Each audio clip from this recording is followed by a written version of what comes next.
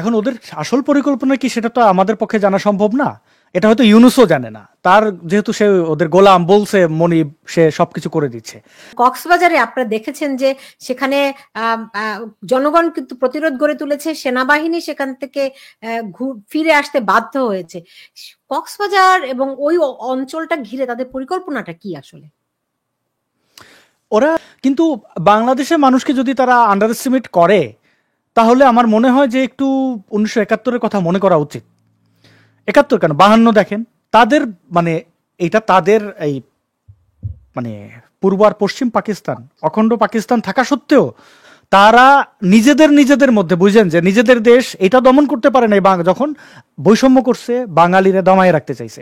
তো এখন তারা এসে আমেরিকার সাহায্যে নিয়ে আর মানুষ বসে বসে দেখবে। আমার এটা কোনো কারণেই মনে হয় না এরা চেষ্টা করছে, কারণ তারা এক্সপেরিমেন্ট করতে গেলে অসুবিধায় কোথায়? আর আমেরিকার ক্ষতি কি? এটা তো তাদের মাটি না। তাদের মাটিতে তো পেন্টাগানে তো তারা এক্সপেরিমেন্ট করতেছে না, করতেছে আপনার মাটিতে। এখন আপনি যদি আমেরিকার পছন্দ নাও করেন, তাতে আমেরিকার অসুবিধা কি? আমেরিকা সারা জীবন বাংলাদেশিদের ভিসা না দিলে তাদের কি যাবে আসবে? আর যারা বাংলাদেশি ওই রজারদের মতো আমেরিকায় আছে, তারা কি আমেরিকার সাথে বিদ্রোহ করবে? করবে না। তো তাদের এক্সপেরিমেন্ট করা তারা করতেছে, একটা চেষ্টা করতে অসুবিধা কোথায়? আর জামাত ইসলাম তো পরাজিত শক্তি, তাদের আর পরাজয় নতুন করে কি? তারা ওই পরাজয় নিয়ে এখনো চেষ্টা করে মুক্তিযুদ্ধকে একটু যদি খাটো করানো যায়। আবার যখন ধোলাইটা খায়, দেখেন নাই ঢাকা বিশ্ববিদ্যালয়ের সেই তারা রাজাকারের যেগুলোরে আমরা শাস্তি দেওয়াইলাম, আওয়ামী লীগ দেবে না, তাও আমরা গণজাগরণ, তারপরে কোর্টের কাছে দাবি তুললাম, গণরোষে, তারপরে কোর্ট পুনরায় বিবেচনা করে দেখলো তাদের কি ভুল ছিল, তারপরে এদের ঝুলানো হইলো। তাদের ছবি দেওয়ার পরে কয় ঘন্টা রাখতে পারছে? তো তারা তো ক্ষমতা রাখতে পারলো না কেন? বাপদের নাম। এবং দেখেন এই যে শিবিরের পোলাপনগুলো এখনো বলতে পারে না যে হ্যাঁ আমি শিবির, এখনো সে লুকায়। দেখেন, আপনি দেখেন এই যে বুদ্ধিজীবী যেগুলা, এই যে দেখেন এই সেলোয়ার কামিজ পরা মেয়েদের ভাড়া করে আনতে হয়, বলে আমি বামপন্থী, আমার শিবির ট্যাগ দেন কেন? এখনো তাদের শিবির বললে চেতটায় আমার শিবিরের ট্যাগ দেন কেন? মানে তারা এখনো বাপের নাম মুখে নিতে পারে না। তো যেই গোষ্ঠীটা তাদের নেতা, তাদের ব্যক্তিদের বলতে পারেন, আজকে দেখেন একটা আওয়ামী লীগ নেতারে মাইরে ফেলতেছে, তাও বাংলা জয় বঙ্গবন্ধু বলে। এইটাই তো তার শক্তিটা তো এইখানেই। আর তুই তো বেটা 54 বছর পরেও তুই তোর বাপদের নাম নিতে পারস না। তো একটা পরাজিত শক্তি, তাদের আর পরাজিত কি হবে? জামাত কি কোনোদিন এই বাংলাদেশকে ভালোবাসছে, এই ভূমিকে ভালোবাসছে? 47-এ তারা কি ব্রিটিশের দালালি করে নাই? তারা বলে না পাকিস্তান কায়েম করা যাবে না, আবার পাকিস্তান হওয়ার পরে বলছে না পশ্চিমের আলাদা যাওয়া যাবে না, এখন আবার ওই আমেরিকার দিকে গেছে। 1971 ওই আমেরিকা তাদের পক্ষে ছিল, চায়না তাদের পক্ষে ছিল।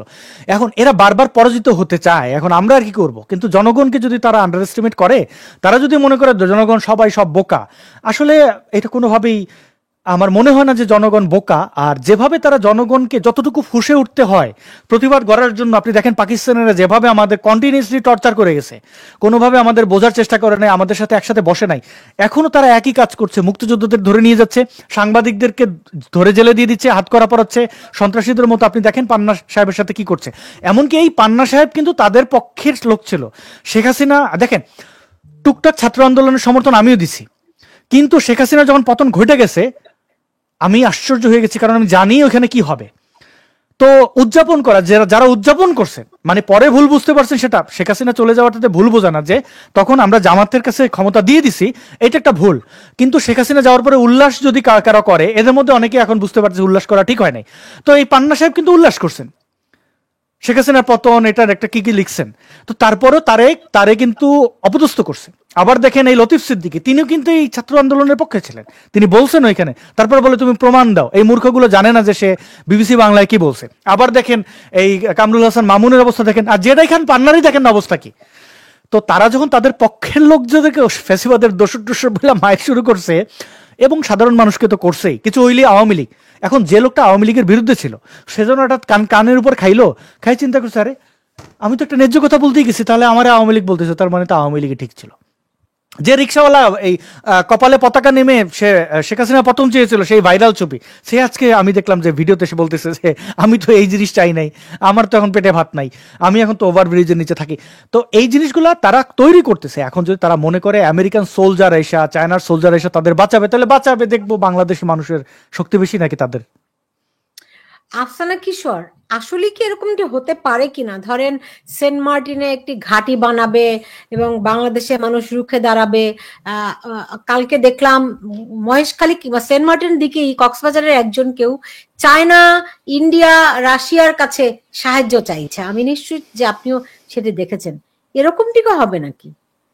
এখন সুলতানা, যেটা আমরা প্রথম থেকে আলাপ আলোচনা করে আসছি, আমার দেশে গণতন্ত্র, freedom of speech, freedom of expression, gender equity, gender equality, inclusiveness, এগুলো কোনো কিছুই কিন্তু করার জন্য পশ্চিমা শক্তি এখানে আসেনি। তারা তাদের ব্যবসায়িক স্বার্থ নিয়ে এসেছে এবং সেই ব্যবসায়িক স্বার্থ বা জিওপলিটিক্স যে জিনিসগুলো একে অন্যের সাথে ওতপ্রোতভাবে জড়িত, সেগুলো যদি বাস্তবায়িত করতে হয় তাহলে সেন্ট মার্টিন কেন, বহু জায়গাতেই বহু কিছু করতে হবে। এবং আপনার মনে আছে ইন্দোনেশিয়াতে দীর্ঘদিন ধরে, প্রায় 32 বছর ধরে কিন্তু ইন্দোনেশিয়াতে এক ধরনের অ্যান্টি কমিউনিজম মুভমেন্ট চলেছে, সেখানে লক্ষ লক্ষ মানুষকে হত্যা করা হয়েছে। অ্যান্টি কমিউনিজম মুভমেন্ট করার পরে কিন্তু দেখেন শেষ পর্যন্ত কি হয়েছে। ইন্দোনেশিয়ার একটা কি বলবো, একটা ভূগর্ভস্থ যেসব মিনারেল থাকে সেগুলোর একটা ভালো জায়গা, যেমন পূর্ব তিমুরকে কিন্তু তারা সরিয়ে পশ্চিমা শক্তি অস্ট্রেলিয়া সহ তারা কিন্তু একটা আলাদা দেশ করেছে।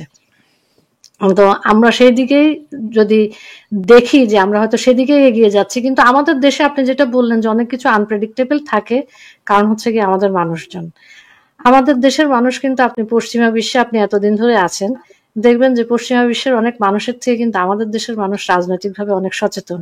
আমাদের চায়ের দোকানে যে আলাপ হয়, আপনি আসাদ যেটা বললেন রিক্সাওয়ালার কথা, এরা কিন্তু রাজনৈতিকভাবে অনেক সংযুক্ত থাকে। এই জায়গাটাই হচ্ছে গিয়ে পশ্চিমারা সত্যিকার অর্থে বিশ্লেষণ করে উঠতে পারে না। আমাদের এই জায়গাটা তারা 71-এও পারেনি। আমাদের বাংলাদেশের মানুষ কোন জায়গায় যে ট্রিগার হয়ে যায়, আমাদের বাংলাদেশের মানুষ কিন্তু সবকিছু সহ্য করতে থাকে যখন তার ভাষার উপরে, জাতীয়তাবাদের উপরে এবং তার সার্বভৌমত্বের বিভিন্ন সিম্বল এগুলোর উপরে আক্রমণ হয়। সে হয়তো সাময়িকভাবে নাম থাকে, যেটা আমরা 5ই আগস্টে দেখেছি, তারা আয়ত্ত করে উঠতে পারেনি, আত্মস্থ করে উঠতে পারেন যে হায় আল্লাহ কি হচ্ছে। যে মুহূর্তে মানুষ সামগ্রিকভাবে বুঝে যাবে যে কি হচ্ছে এবং তার পরিণতি কি হচ্ছে, এর পরিপ্রেক্ষিতে সে অর্থনৈতিকভাবে, সামাজিকভাবে, পেশাগতভাবে কিভাবে সে বৈষম্যের শিকার হচ্ছে এবং তার রুটি রুজি কিভাবে ক্ষতিগ্রস্ত হচ্ছে, এটা যে মুহূর্তে সে সম্পূর্ণভাবে রিয়েলাইজ করবে, তখন কোন রকমের হিসাব নিকাশ কিন্তু ধোপে টিকবে না। এটা আমি আপনাকে বলে দিচ্ছি। এই জায়গায় আপনি যতই সাইকো অ্যানালাইসিস করেন, যতই সাইঅপস চালান, আপনি এই জায়গায় ব্যর্থ হবেন। এইটাই হচ্ছে কি আমাদের একমাত্র শক্তি। এবং আমাদের জনগোষ্ঠীটা কিন্তু বৃহৎ, এটা কিন্তু 1-2 কোটি না। আমরা অফিসিয়ালি 18 কোটি বলি, এটা আমার ধারণা আনঅফিসিয়ালি 22 কোটি ছাড়িয়ে গিয়েছে। এবং এই ডেমোগ্রাফি দেখবেন 15 থেকে 25 বছরের মানুষজন কতটুকু, সেটা দেখবেন। এই ডেমোগ্রাফিটাকে ইউজ করে কিন্তু এই সোশ্যাল মিডিয়া ভিত্তিক প্রোপাগান্ডা চালিয়ে আমাদের এই সর্বনাশটা ঘটানো হয়েছে। এই ডেমোগ্রাফিটাকে যদি আমরা ঠিক মতো অ্যাড্রেস করতে পারি, আমার বিশ্বাস, এখনো আমার মনে হয়, কারণ আসাদ যেটা বললো যে আমরা তো নানা ধরনের সোশ্যাল মিডিয়াতে কথাবার্তা বলে যাচ্ছি, প্রথম প্রথম কিন্তু বলা যেত না, কিন্তু আমরা অনবরত বলে যাচ্ছি এবং বলার কারণে কিন্তু একটা অংশের মানুষ বুঝতে পেরেছে যে সত্যটা কি। দেশে দেশে রেজিম চেঞ্জ হয়, সরকার চেঞ্জ হয়, এটা সত্যি কথা, কিন্তু এইভাবে না। এভাবে যেসব দেশে হয়েছে সেসব দেশের পরিণতি কিন্তু খুব দুর্ভাগ্যজনক হয়েছে। এবং সেই দুর্ভাগ্যকে ঠেকাতে হলে কিন্তু ওই যে প্রথমে যেটা বললাম, জনগণের ঐক্যবদ্ধ প্রতিরোধ গড়ে তোলা ছাড়া কোনো বিকল্প নেই।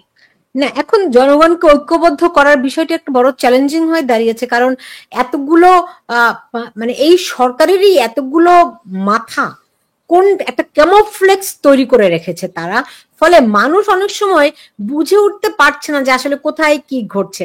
আমার শেষ প্রশ্ন আসাদ নূর, সেটি হচ্ছে যে আমরা দেখছি বর্তমান সরকারের একটি অংশ না, তারা ভিন্ন ভিন্ন, ওই যে বললাম না ক্যামোফ্লেক্স, সেই ক্যামোফ্লেক্স আমরা এখন দেখছি যে কেউ চাইছে জাপাকে নিষিদ্ধ করতে, এরই মধ্যে একটি অংশের চাপের মুখে আওয়ামী লীগকে নিষিদ্ধ করা হয়েছে এবং তারা ইলেকশন করতে পারবে না। ফলে আওয়ামী লীগ, জাতীয় পার্টি এদিকে বাদ রেখে যদি নির্বাচন আগামী ফেব্রুয়ারিতে সত্যি হয়ে থাকে, সেটির সম্ভাবনা কতটুকু দেখছেন?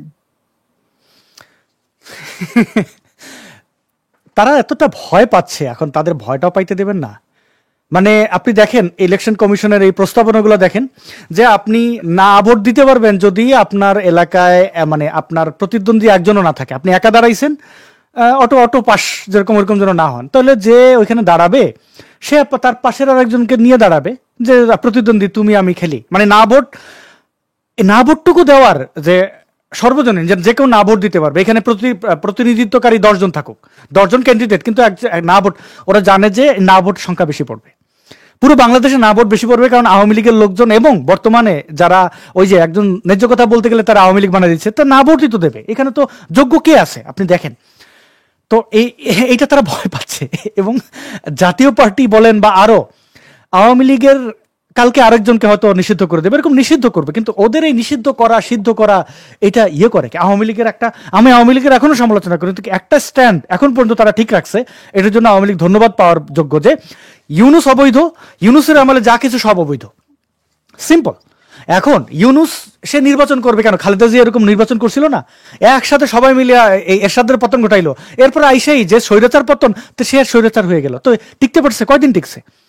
তো এইগুলো এখন যদি আপনি মিলিটারি কুক, আবার এই যে কাওয়ার্ড দেখেন ওয়াকার, সে দেখেন সে যে একটা কু করছে সে বলতে পারতেছে না, সে নুন খাইতেছে এই পোলাপানদের মাথায় রেখা, ইউনুস চেয়ারে রেখা, সে বলুক আমি কু করছি, ওই মতো জিয়ার মতো হানা ভোট দিক, আমরা বুঝবো একটা জিনিস, তারপরে না বুঝবো হ্যাডাম কতদিন তুমি থাকতে পারো। এখন তুমি নিজেই থাকতেছো লুঙ্গির তলায়, তুমি ভাবতেছো সবারই নিষিদ্ধ করে তুমি ইলেকশন দেবা, আর মানুষ বলবে বাহ ক্যা বাত হ্যাঁ, কি ইলেকশন, কি চমৎকার, নাচবে গাইবে ফুল ফুটবে, এটা হবে নাকি? হবে না তো।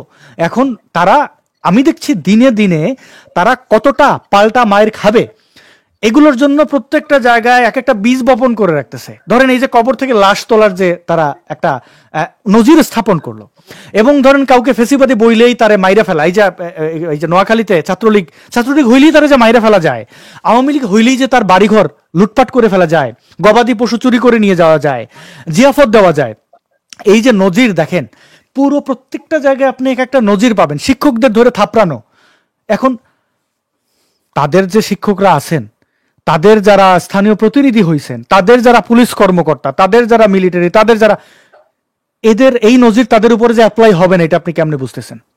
এই যে মানুষ এতদিন বলছে যে ইলেকশন চাই, ইউনুসের আমলে তো দেখলো ইলেকশন তারা দিতে চায় না, দিলেও তাদের মতো করে দেবে।